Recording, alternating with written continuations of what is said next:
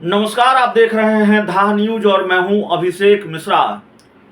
देखिए, चाचा पशुपति पारस और भतीजे चिराग पासवान के बीच जो दुश्मनी है, सियासी दुश्मनी, वो खत्म होने वाली नहीं है। मौजूदा वक्त में ये दुश्मनी खत्म होती हुई नजर नहीं आ रही है। चाचा के तेवर में कोई नरमी नहीं आई है और भतीजे के तेवर में भी कोई नरमी नहीं आई है। 18 जुलाई को जब एनडीए की बैठक थी, उस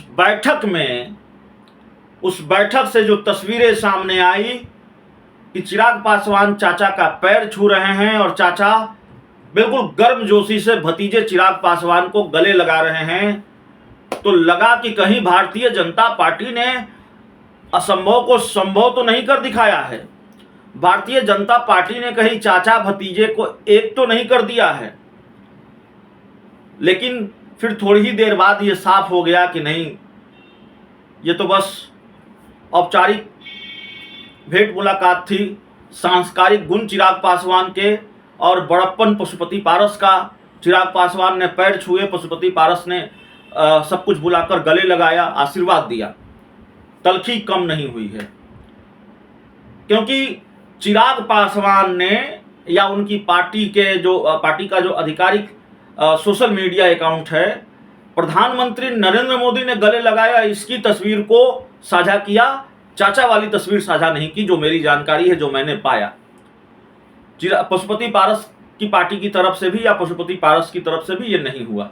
तलखी दोनों तरफ से है, इस बात के संकेत तभी मिल गए हैं। लेकिन सिर्फ इसकी वजह से हम ये नहीं कर रहे हैं कि पशुपति पारस और चिराग पासवान की दुश्मनी खत्म नहीं होगी अभी, या नहीं हुई है। हम ये बात इसलिए कह रहे हैं कि खुद पशुपति पारस और चिराग पासवान दोनों ने क्लियर कर दिया है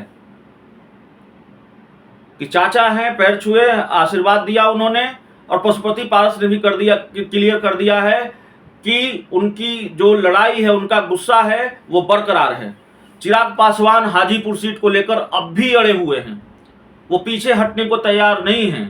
उन सीटों को लेकर अभी अड़े हुए हैं जो सीटें पशुपति पारस के खाते में हैं। दूसरी तरफ पशुपति पारस किसी भी कीमत पर सिटिंग सीटों से समझौता करने के मूड में नहीं हैं। पशुपति पारस ने कल कहा है कि हाजीपुर सीट पर वही लड़ेंगे। चिराग पासवान जमुई क्यों छोड़ रहे हैं, जमुई से क्यों नहीं लड़ते? यानी वही बात जो पशुपति पारस पहले भी करते रहे हैं। चिराग पासवान को गले लगाया तो ये लग रहा था कि नहीं, तेवर में नरमी आई है, लेकिन पशुपति पारस उसी तरह आक्रामक हैं और उन्होंने कहा है कि जमुई के लोगों ने 10 साल तक चिराग पासवान को सांसद बनाए रखा है।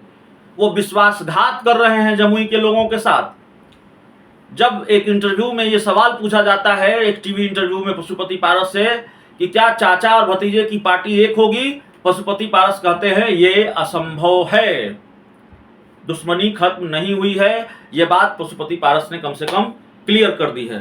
तो चलिए, इस रिपोर्ट में, इस खबर में इतना ही। बहुत बहुत धन्यवाद।